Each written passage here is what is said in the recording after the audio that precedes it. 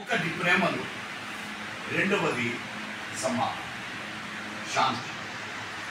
ఈ రెండు ప్రపంచంలోనే, ఇది కేవలము ఒక ప్రాంతానికి ఇచ్చేది ఇది కాదు.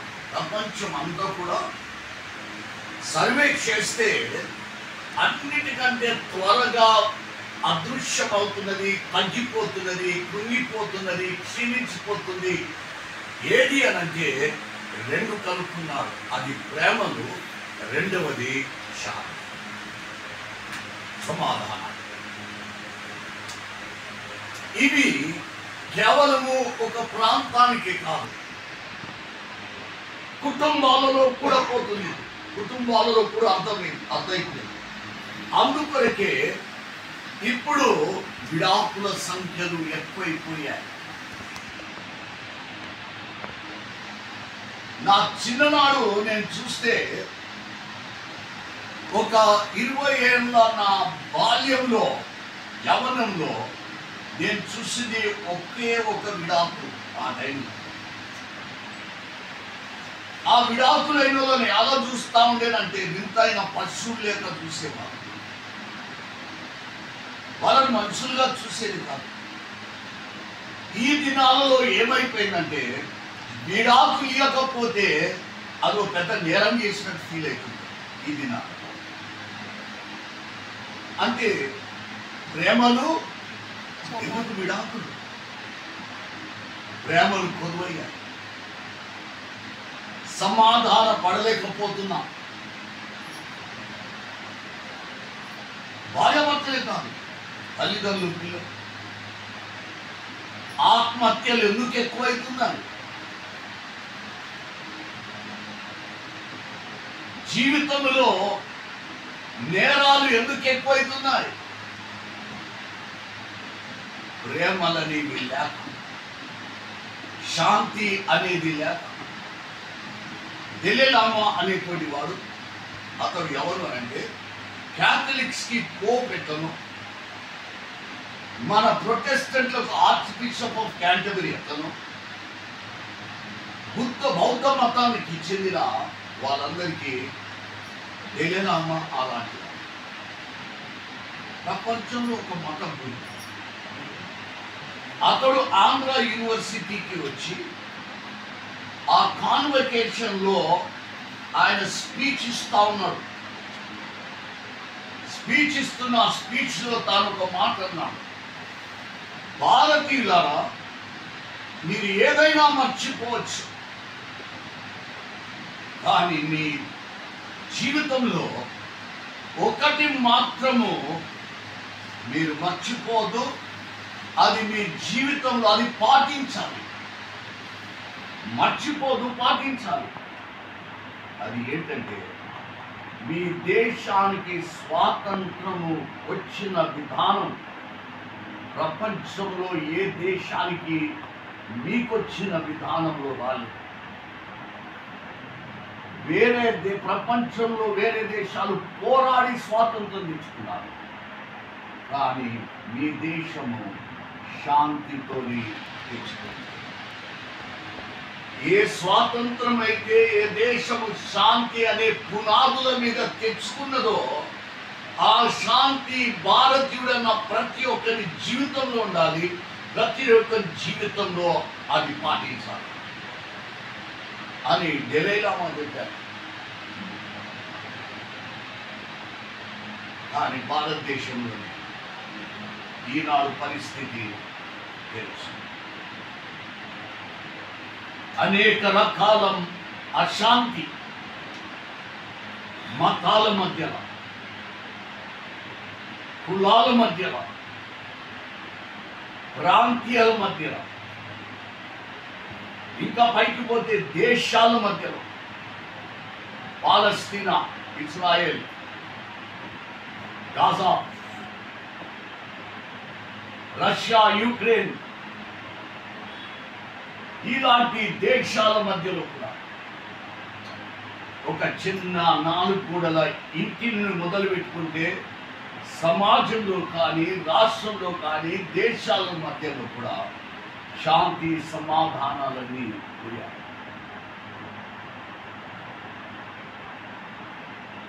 ఇలాంటి పరిస్థితులలో దలైలామా ఆ మాట అన్నాడు, ఎవరు శాంతితో మన దేశానికి స్వాతంత్రం ఇచ్చారు? మన అమెరికా దేశం పోయినప్పుడు అట్లాంటా అనే రాష్ట్రం పోయాను. ఆ రాష్ట్రంలో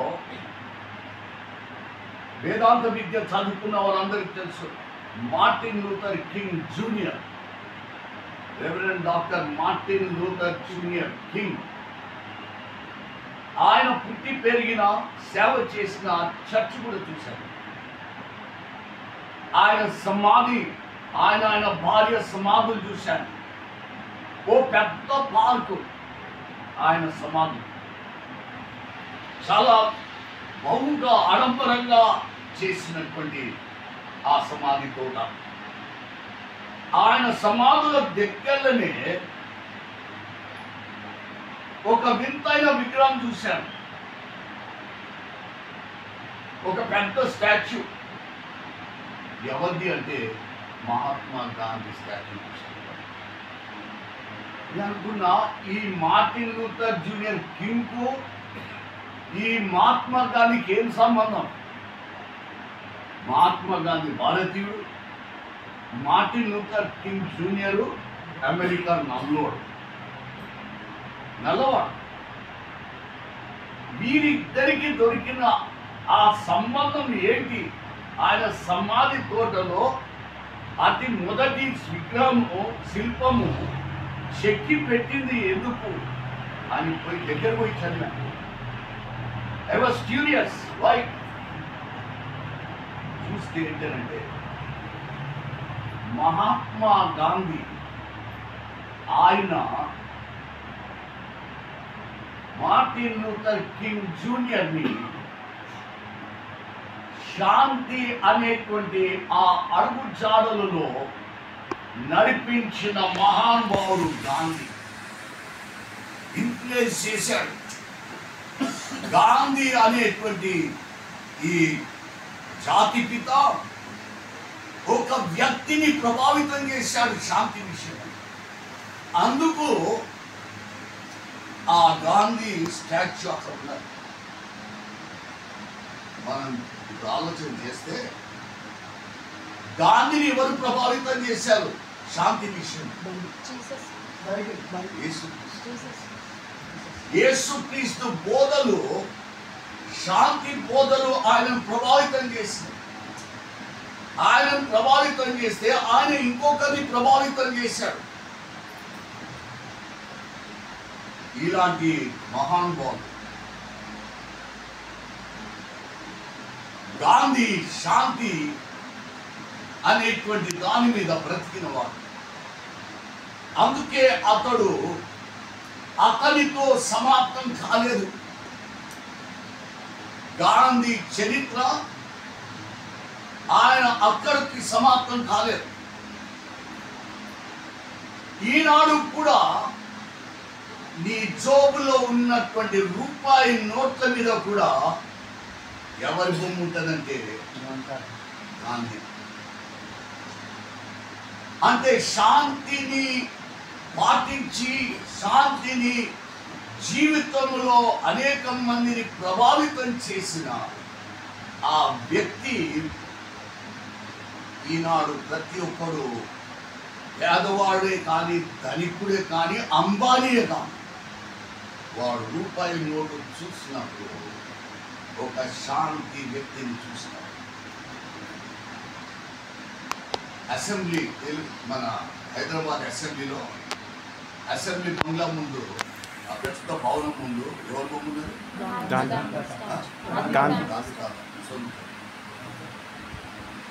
అసలు ఆ బంగ్లా కట్టింది ఎవరు? నిజాం కట్టినోడు ఏటో పోయిండు.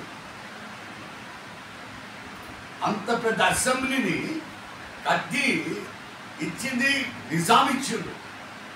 కానీ ఎవరు కూర్చున్నారు దాని ముందు అంటే గాంధీ.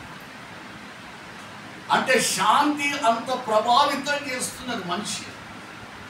శాంతి అనేటువంటి వ్యక్తి పాటించుకొని బ్రతికినటువంటి వ్యక్తి అతని జీవితం ఎక్కడికంటే ఎవరో ఉండాల్సినటువంటి స్థలంలో కూడా తన విగ్రహం వచ్చేసింది.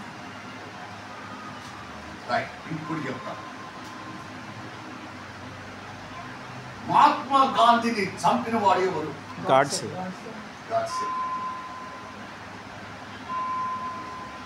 చంపినోని చరిత్ర పోయింది. వాళ్ళు కూడా చూసిందా? గాడ్సే ఎట్లున్నో చూసిందా? చూడండి, నెట్లో కొడితే దొరుకుతుంది. వాళ్ళ విగ్రహం ఏడని చూసినా అడుగుతున్నా. లేదు, నాథురామ్ గాడ్సే విగ్రహం ఏడన్నా చూసినావా? ఎక్కడ?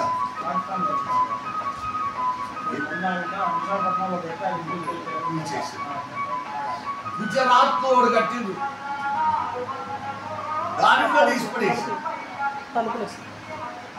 అంటే ఒక దుర్మార్గుడు ఉండడానికి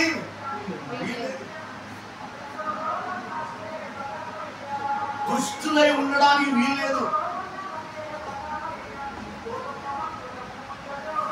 అందుకనే సేవకులారా, నీవు ఎవరితో ఎలా నీ జీవితం ముడిపడినదో దాన్ని బట్టి నీ చనిపోయినాక కూడా నీ బ్రతుకు ఎలా ఉంటుందో చరిత్ర. నీవు నాథురామ్ గాడ్సే లెక్క బ్రతుకుతే అక్కడికి చరిత్ర అయిపోతుంది. కానీ శాంతి సాధనంగా నీ జీవితం ఉంటే నీవు ఈ లోకం విడిచి వెళ్ళినాక కూడా అనేక మంది జీవితాలు చరిత్రలు మిగిలిపోతారు. కొట్టుకొని పోను. నాథురామ్ గాడ్సే పుట్టుకొని పోయినట్లు కొట్టుకొని పోవు.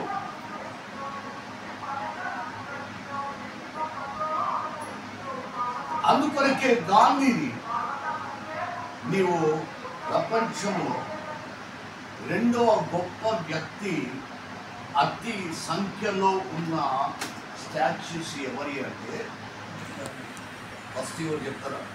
ప్రపంచంలో జీసస్ బిఆర్ అంబేద్కర్. ప్రపంచంలో మానవుల విగ్రహాలలో అతి గొప్ప విగ్రహాలు ఎవరి ఉన్నాయంటే ఎక్కువ సంఖ్యలో అంబేద్కర్, రెండోది గాంధీ. ఈ గాంధీది ఎందుకొరకు మహాత్ముంది ఉన్నది అని అంటే శాంతి. ఇలాంటి శాంతికి మనకు వాక్యంలోకి వెళ్ళకముందు ఒక్కసారి ఆలోచన చేద్దాం. సాధారణంగా చాలా మంది అంటారు, ఇలా నెమ్మది కొట్టే పనికిరాదుగా దాడి చేయాల్సిందే అని. నాథురామ్ గాడ్సే టైం ఇలాంటివి ఆవేశాలలో ఆలోచన తక్కువ అంటారు. ఆవేశంలో చేసేవి ఆలోచన తక్కువ ఉంటుందంట. ఆవేశంలో మాట్లాడేటోనికి ఆలోచన తక్కువ ఉంటుంది. ఇప్పుడు చదవబడిన జకర్యా గ్రంథము 8వ అధ్యాయము 12 నుండి 19 దాకా, 18 దాకా నిజమే, 19 దాకా యాక్చువల్. నౌ ఇక్కడ దేవుణ్ణి వదిలేసి వెళ్ళిపోయారు యూదులు. యెరూషలేముని వదిలేసి, యెరూషలేము పట్టణాన్ని వదిలేసి వారు ఇప్పుడు ఎక్కడికి వెళ్ళిపోయారంటే ఐగుప్తులోకి వెళ్ళిపోయారు. ఐగుప్తులో పోయినోరు పోక వాళ్ళు ఐగుప్త దేవులను పూజించడం మొదలుపెట్టారు. ఐగుప్తులో ఉన్న చీకటి సావాసము చేయడం మొదలుపెట్టారు. ఐగుప్తులో ఉన్న చెడు పనులకు సహకరించడం మొదలుపెట్టారు. ఐగుప్తులో ఉన్న సర్వానికి వీళ్ళు వంత పలుకుతున్న ఐగుప్తులుగా యూదులు మారిపోయారు. దేవుని విడిచి వెళ్ళారు, దేవుని మీద ప్రేమ జల్లార్చుకున్నారు, దేవుడు వద్దనుకొని వెళ్ళిపోయారు. అంత చెరబట్టబడి తీసుకొని వాళ్ళు అలా వెళ్ళిపోయారు. ఓసారి ఐగుప్తు పోయిను, ఓసారి బబులోను పోయిను. ఇలా పోయినప్పుడల్లా వాళ్ళ జీవితాలు అక్కడ ప్రాంత ప్రభావాలు బాగా వారి మీద వచ్చేసాయి. కానీ చదవబడిన జకర్యా గ్రంథము 8, 12, 19 దాకా చూస్తే దేవుడు మాత్రము వారిని వదిలిపెట్టలేదు. దేవుడు వారిని మర్చిపోలేదు. దేవుడు తన ప్రేమ బిడ్డల పట్ల చల్లార్చుకోలేదు. యూదులను ఇంకా ఆయన వారి ఎడల ఎంతో గొప్పగా ఆలోచన చేశాడు. తన మనసునే మార్చుకున్నాడు. అంటే దేవునిలో ఉన్నటువంటి ఆ శాంతి మనం ఎక్కడ చూస్తామంటే 14వ వచనంలో చూస్తాం. 14వ వచనం చదవండి. సైన్యములకు అధిపతియగు యెహోవా సెలవిచ్చినదేమనగా, మీ పితరులు నాకు కోపము పుట్టింపగా దయతలచక నేను మీకు కీడు చేయనుద్దేశించినట్లు. పితరులు చేసిన దానికి మీ మీద అసలు దయ, అసలు నాకు మీ మీద నా ఉగ్రత కుమ్మరించుకోవాలనుకున్నా. మీ పితరులు చేసిన పాపానికి నేను మిమ్మలను ఇది చేయాలనుకున్నా. కానీ నో, దేవుడు ఏం చేస్తాడు? ఇదొద్దు, నేను వీళ్ళకు నా సమాధానం ఇస్తాను, నా శాంతి ఇస్తాను. దేవుడే మార్చుకున్నాడు తన అజెండా, తన ప్రణాళిక మార్చేసుకున్నాడు. ఏం చేశాడంటే 12వ వచనంలో చూస్తాం. ఇక్కడ వ్యవసాయానికి సంబంధించింది. ఇక్కడ ఉన్న వ్యవసాయకులకు బాగా అర్థమైంది. 12వ వచనం చదివితే వ్యవసాయానికి సమాధానానికి ఏంటి సంబంధం? వ్యవసాయానికి శాంతికి ఏమి సమాధానం? చదువున్నాను 12. సమాధాన సూచకమైన ద్రాక్ష చెట్లు ఫలమిచ్చును, ద్రాక్ష చెట్లు ఫలమిచ్చును, భూమి పండును, ఆకాశము నుండి మంచు కురియును, ఈ జనులలో శేషించిన వారికి వీటినన్నిటినీ నేను స్వాస్థ్యముగా ఇత్తును. స్వాస్థ్యంగా ఈ భూమిని నేను స్వాస్థ్యం ఇస్తాను. కారణం ఏంటంటే ఆ దినాలలో యూదులు భూమి దున్నుతుంటే వారు దున్నేది గుర్రాలను పెట్టి పశువులను పెట్టి దున్నించారు. దున్నపోతులు వాటి పెట్టి దున్నించారు. శత్రులు వచ్చి ఏం చేసేవారంటే దున్నే గుర్రాలను, ఎడ్లను మరియు దున్నిపించే వాళ్ళను దాడి చేసి ధ్వంసం చేశారు. అంటే దున్నేటువంటిది అవకాశం లేదు. సరే, ఇది ఆలాపంగా రెండవ ప్రమాదం ఉన్నది, భయం ఉన్నది వాళ్ళ. రెండవ భయం ఏంటి అంటే పంట చక్కగా పండినప్పుడు తెగుళ్ళు వచ్చేది, తుఫానులు, ఇలాంటి వాతావరణ నష్టం వాళ్ళకు వచ్చినప్పుడు వాళ్ళు చాలా నష్టపోయేవాళ్ళు. అయితే అది లేదా ఇది. కానీ ఇప్పుడు దేవుడు అంటున్నాడు, ఇప్పుడు దున్నుకోండి అన్న, ఇప్పుడు మీరు ధైర్యం. అందుకే 13వ వచనంలో అంటాడు భయపడదు అంటాడు. ఏమంటాడు? భయం. ఇప్పుడు ధైర్యంగా చేసుకోండి. యూదులారా, మీరు ఏ పొలములో మీరు శత్రుల చేత ధ్వంసం చేయబడ్డారో, ఏ పొలములో మీరు నష్టపోయారో, దిగులుతో బ్రతికారో, ఈసారి వేస్తే పంట చేతికి వస్తుందో ఏమైంది. కానీ దేవుడు అంటున్నాడు జకర్యా ప్రవక్త ద్వారా యూదులు, ఇప్పుడు తిరిగి యెరూషలేముకు వచ్చి మీరు చేసుకోండి, నేనుంటాను, భయపడకు. ఎందుకంటే పొలానికి వ్యవసాయానికి శాంతికి ఏంటి సంబంధం అంటే, ఆ దినాలలో ఎంత పంట సమకూర్చుకుంటే మనకు అంత శాంతి అన్న సమాధానం. నాకు చిన్నప్పుడు ఊళ్ళో పెరగలే కానీ అప్పుడప్పుడు రోడ్ల మీద పోతుంటే, బస్సులో ఏదో పోతుంటే వరుసగా ఎడ్ల బండ్ల బస్తాలు వేసుకొని, లేకపోతే వరి కట్టలు వేసుకొని బండ్లలో వేసుకొని పోయాడు. అది చూడగానే నాకేం అర్థం కాదు, కానీ ఊరోళ్ళకి ఏమర్థమవుతుందంటే, అబ్బా మంచి పంట పండిందయ్యా, నువ్వు ఒక్క బయట నువ్వు బండ్లు పోతున్నాయి అంటే వానికి అంత సమాధానం. ఎంత పంట వస్తే అంత సమాధానం. అదే చెప్తున్నాడు, ఇక ఇప్పుడు మాత్రం మీరు సమాధానం అనేది మీకు నేను ఇస్తాను. మీరు దేని నుండి అయితే సమాధానం కోల్పోయారో, నష్టపోయి బాధపడుతున్నారో, శాంతి లేకుండా బ్రతుకుతున్నారో, అదే మీకు ఇప్పుడు ఇస్తాను, భయపడకు. 2 పర్యాలు అంటాడు, భయపడుకుని భయపడకు. 13 వర్షంలో 15 వర్షం. ఎందుకు భయపడకు?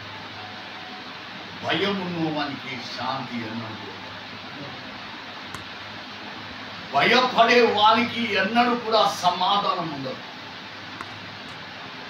భయంతో బ్రతికే వానికి ఎప్పుడు కూడా వాని జీవితంలో వానికి నెమ్మది ఉండదు, వాడి ఎదుటోని నెమ్మది ఉండదు. అందుకొరకే మీకు ధైర్యము కావాలి, భయపడదు. మీకు శాంతి దొరకాలంటే మీకు భయం అనేది. నేను నిన్న ఆదివారం నాడు 2 స్త్రీల గురించి మనము నిర్గమకాండం చదివాము, మొదటి అధ్యాయం. ఆ 2 స్త్రీల జీవితం చూస్తే నిజంగా దేవుని విమోచన కార్యములో వాళ్ళు పాలి భాగస్థురాలుగా 2 స్త్రీలు ఐగుప్తులో వాళ్ళ దేశం కాదది, వాళ్ళు పుట్టి పెరిగిన దేశం కాదది, వాళ్ళకి ఏ సంబంధం లేని ప్రాంతం ఐగుప్తు. అలాంటి దేశం కాని దేశంలో, అలాంటి ప్రాంతంలో 2 స్త్రీలు ధైర్యంగా చేశారు. ఐగుప్తులో ఫరోకు భయపడనటువంటి వ్యక్తి అంటూ లేడు. ఐగుప్తులో ప్రతి ఒక్కడు ఎవరికి భయపడతాడంటే ఫరోకు భయపడతాడు. వాడు విలన్, హీరో కాదు, విలన్. మన అయ్యగారు ఎందుకు కొందరు భయపడతారు చూడండి. అట్లా వీడు ఫరో ఒక విలన్, వీరికి అందరూ భయపడతాను. అలాంటి భయక్రాంతంతో నిండుకున్న ఆ ఫరో ఐగుప్తులో ఈ 2 స్త్రీలు పేరు చెప్తానా? సిప్రా పేరుకు అర్థం ఏంటి? 2 పేర్లు అంటే వారు గుర్తింపు పొందని హీరోయిన్స్ అనొచ్చు మన భాషలో. హీరోయిన్స్ వీళ్ళిద్దరు, బైబిల్లో గుర్తింపబడినటువంటి హీరోయిన్లు వీళ్ళు. ఇంతమంది ఆడపిల్లలకు బాప్తిసాలు ఇచ్చాను, కానీ ఏనాడు ఈ ఇద్దరి పేర్లు నేను బాప్తిసం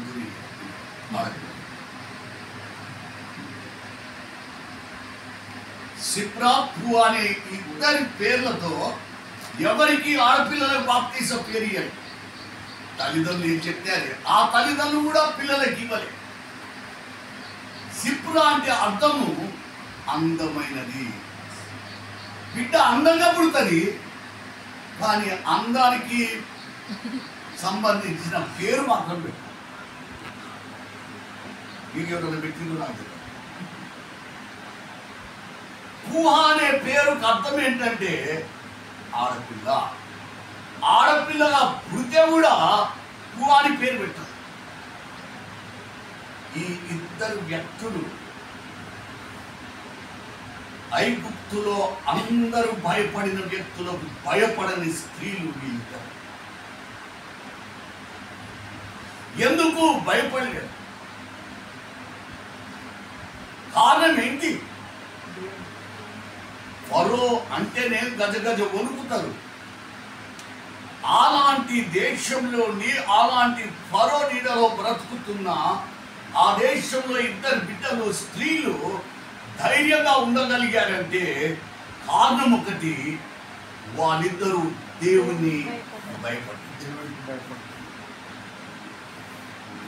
దేవునికి భయపడ్డారు కాబట్టి ఫరోకు భయపడ్డారు. అంటే ఈ దినము నీవు ఒక మనిషికి భయపడుతున్నావంటే నీలో దేవుని భయం లేదు. సేవకుడు నువ్వు అంగేసుకుని ఉండొచ్చు, నువ్వు క్యాసెక్కేసుకుని ఉండొచ్చు, నువ్వు అభిషేకం పొంది ఉండొచ్చు.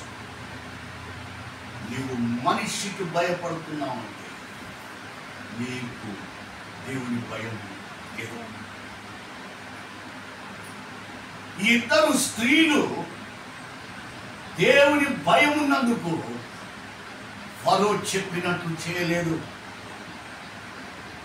ఫరో ఏం చెప్పిండు?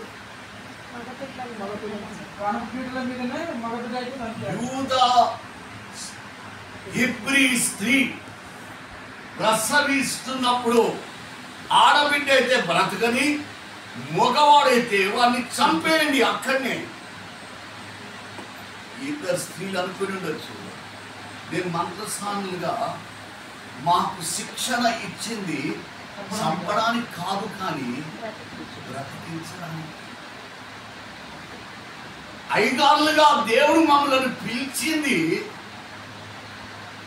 మమ్మలను ఎన్నుకున్నది, ఈ ప్రశస్త వస్త్రాలు ఇచ్చింది తిరుగుబాట్లు చేయడానికి. మనిషి చెప్పింది ఆటాడమన్నట్లు ఆడడమా, పొమ్మన దగ్గరికి పోవడమా, రమ్మన దగ్గరికి పోవడమా, చెప్పమన్నది చెప్పడమా? ఇవన్నీ ఎవరు చేస్తారంటే దేవుని భయము లేదు. సిప్రా పూహ ఫరో చెప్పినట్టు చేయాలి. చంపేయమన్నాడు, కానీ మాకు చంపడము నేర్పలే. అంటే నువ్వు చంపింటే నువ్వు ఏం నేర్చుకున్నావు? నీ మంత్రశాంతనంలో నీవు చంపడం నేర్చుకున్నావు, కానీ వృత్తికి విరుద్ధంగా. అలా చాలా మంది అయ్యారు. వేదాంత చదివిన విద్యకు వ్యతిరేకంగా బ్రతుకుతున్న జీవితాలు. ఫరోకు ఆనాడు అందరూ భయపడినట్లు ఈనాడు సేవకులుగా ఎంతో మంది భయపడుతున్నారు ఫరో లాంటి ప్రజలు.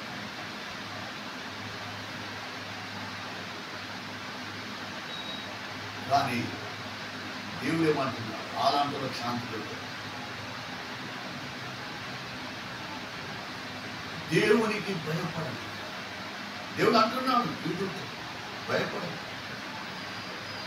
నీవు ఎందుకు భయపడొద్దు అంటున్నావు అంటే వాళ్ళ సమాధానంతో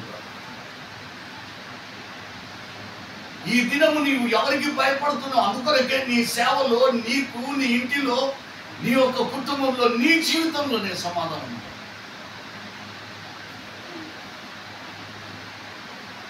దట్స్ ది రీజన్. అందుకే 2 సార్లు అంటాడు, భయపడకు భయపడకు. చివరి 9వ వచనం. సైన్యములకు అధిపతియగు యెహోవా ఆజ్ఞ ఇచ్చునదేమనగా 4వ నెలలోని ఉపవాసము, 5వ నెలలోని ఉపవాసము, 7వ నెలలోని ఉపవాసము, 10వ నెలలోని ఉపవాసము యూదా ఇంటి వారికి సంతోషమును ఉత్సాహమును పుట్టించు మనోహరములైన పండుగలను కాబట్టి సత్యమును సమాధానమును ప్రియముగా ఎంచుడి. ఇక్కడ యూదులు చరిత్రలో యెరూషలేము వదిలి వెళ్ళక ముందు 2 సార్లు ఉపవాసం చేసేవారు. 2 పర్యాయం వాళ్ళ యొక్క ఆనవాళ్ళు. యూదులు చాలా ఖచ్చితం, నిష్ట. అలాంటి వారు ఇప్పుడు తిరిగి యెరూషలేముకు వచ్చినాక ఎన్నిసార్లు ఉపవాసం ఉంటున్నారో ఇప్పుడు లెక్క పెట్టారు. 4 సార్లు, 4 times. ఇంతకు ముందు 2 సార్లు, ఇప్పుడు 4 పర్యాయం. అంటే ఆ ఉపవాస ప్రార్థనల ద్వారా వారు సంపాదించుకున్నది ఏంటి అని అంటే సమాధానం.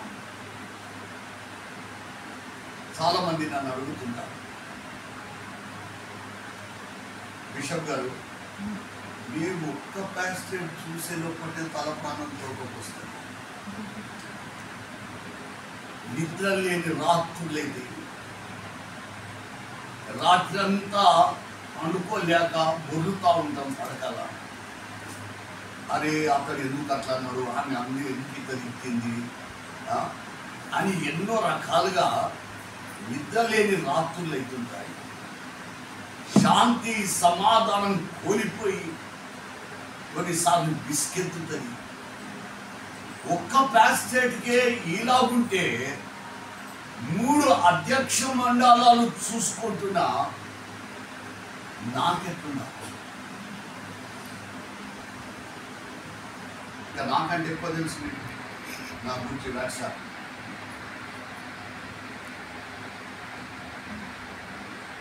ఇవన్నిటికీ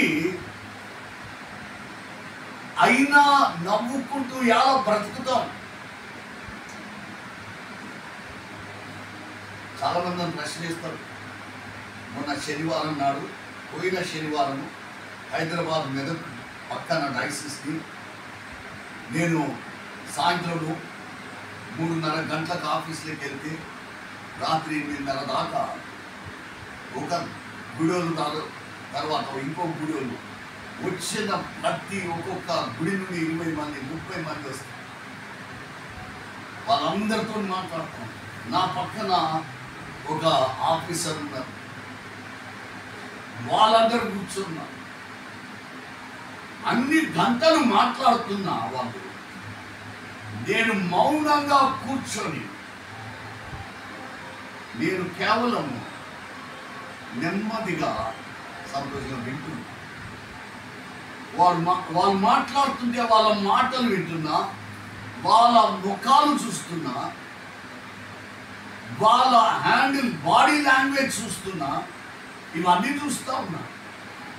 నాతో కూర్చున్న ఆఫీసర్లకు బీపీ పెరిగిపోతుంది.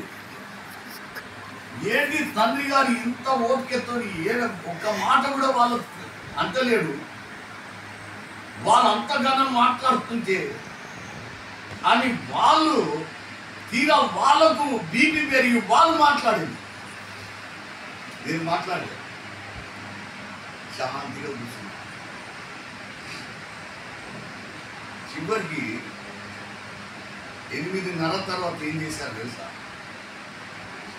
వాళ్ళు ఒక షాలు పెద్ద దండ తెచ్చి మీ ఓపిక తండ్రి గారు మీకు షాలు ఒక దండ చేసి, ఇప్పటి వరకు ఏ బిషప్ని మేము చూడలేదు. ఇంత ఓపికతో వాళ్ళు ప్రవర్తించు, వాళ్ళ మాట దూరన వారి ఏది చూసినా ఎలా భరించారు తండ్రి గారు? మాకేమో ఇక్కడ లేచి ఎగిరెగిరి మాట్లాడాలని మాకు అనిపిస్తుంటే నీకు ఆవంతా కూడా ఇది లేదేయాలి ఇక్కడి ఇలా రాస్తుంది. ఇంత ఎక్కడి నుంచి మళ్ళా వాళ్ళు ఒక గ్రూప్ పోగానే బయటికి మళ్ళీ మా దిక్కు చూసి నవ్వుకుంటూ మాట్లాడుతున్నారు. ఎక్కడ ఒకటే కారణం చెప్పారు, ఆనాడు వేరే కారణం చెప్పిన, కానీ ఈ భాగం చదివినాక ఈ వాక్యం సిద్ధపడ్డాక దీని ద్వారా దేవుడు నాతో కూడా మాట్లాడాడు. నా కుమారుడా, ఇంత మట్టుకు నీవు సంతోషంగా శాంతిగా ఉండడానికి కారణం ఏంటంటే నీ శుక్రవారపు ఉపవాస ప్రార్థన.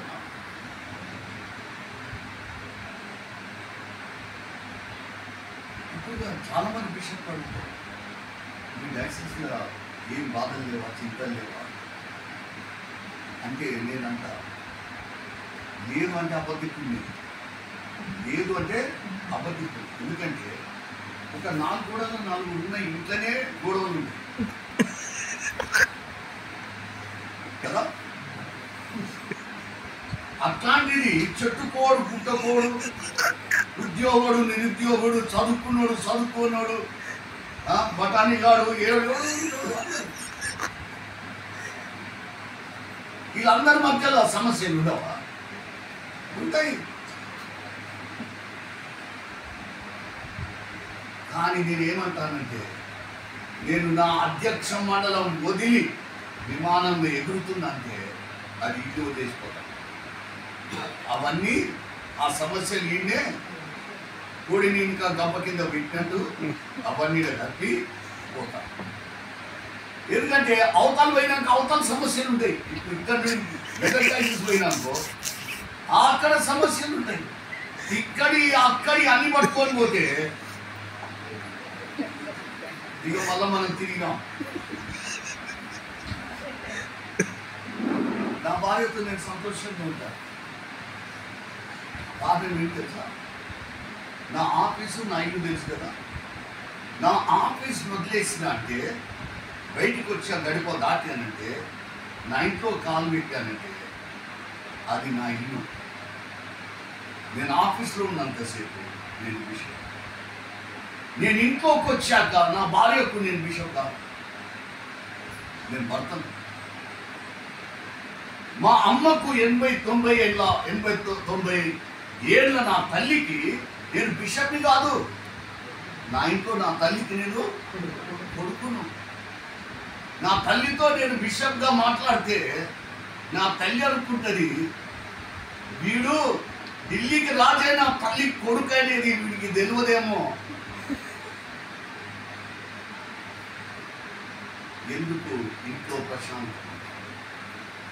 ఇల్లును ఆఫీస్ చేయాలి, ఆఫీస్ని ఇల్లు చేయాలి. ఒకవేళ నేను అదే ఉద్దేశంతో నా ఇంట్లో నా భార్యను నా క్లర్క్గా చూడాల్సి వస్తుంది.